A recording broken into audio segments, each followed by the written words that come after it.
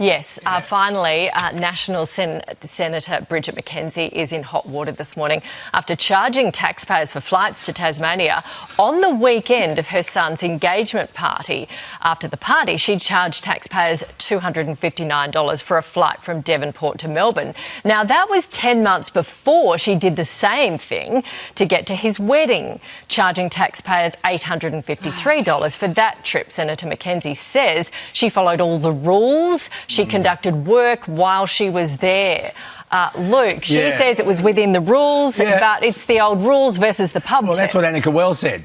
She said, I followed all the rules. Yeah, but Annika Wells spent $100,000, not $853. Does it make a difference? It doesn't make a difference. The Independent Parliamentary Expenses Authority needs to tighten up. And I think since Annika Wells, I think they've all... And did you notice with Annika Wells, and it's interesting to see that Bridget McKenzie's been outed by a member of the coalition, and she's a National Party. But I think since Annika Wells, and now this, they're going to really pull back and watch their step, and so they should.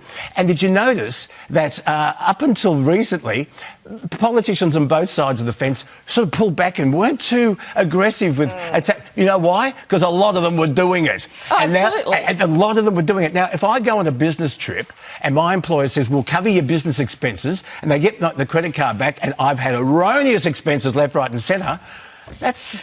Amanda, there also seems to be this coincidence that a lot of work is done on the same weekend as birthday parties, engagements, weddings. Is that which comes first, the chicken or the egg?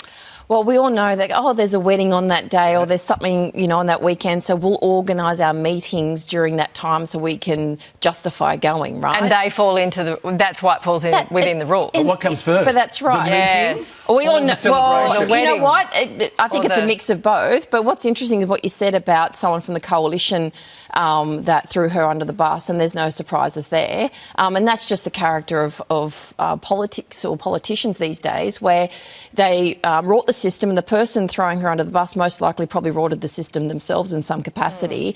And we just need to clean house. We actually need to start demanding better from our politicians, regardless of what side of the fence that they're on. Because this is our money. Like, literally, we're all suffering. That's what it feels like they're forgetting. Absolutely. You represent us. You're supposed to... That's right. They answer to us. We pay their wages. They're representing the people of Australia. But also, even though I don't agree with it, I still think $853, I'm not happy about her doing that, but the $100,000 from Annika Wells, I'm thinking that is very different. Misappropriation is misappropriation, and they're public servants. They represent us. But if they say they're within the rules, well, that might be the case. The rules need to change. OK. You can always bend rules. Thank you. Well, you can, but should you? No, but I'm saying they always will. You change the rules. Is there any such thing as an unbendable rule? OK. Thank you, guys. We'll see you next week. Here's Sheva.